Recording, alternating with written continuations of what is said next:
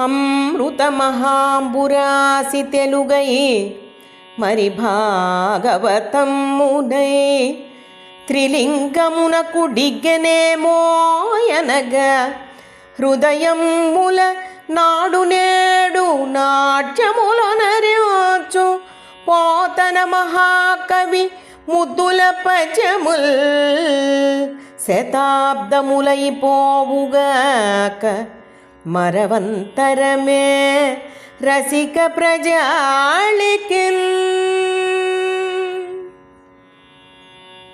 ఎక్కడో స్వర్గంలో ఉండే అమృత సముద్రం, ఆ మహాసముద్రం తెలుగు భాష అయిపోయి, ఆ పైన తెలుగు భాగవతం అయిపోయి త్రిలింగ దేశానికి దిగొచ్చేసిందేమో అన్నట్లుగా హృదయాలలో మెదులుతూ ఉన్నాయి బమ్మెరు పోతనామాచ్యుల వారి ముద్దులకే మధుర పద్యాలు.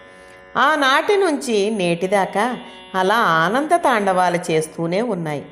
ఎన్నైనా శతాబ్దాలు గడిచిపోని రసహృదయం తెలిసిన వారెవరికైనా వాటిని మరిచిపోవట సాధ్యం కాదు కదా.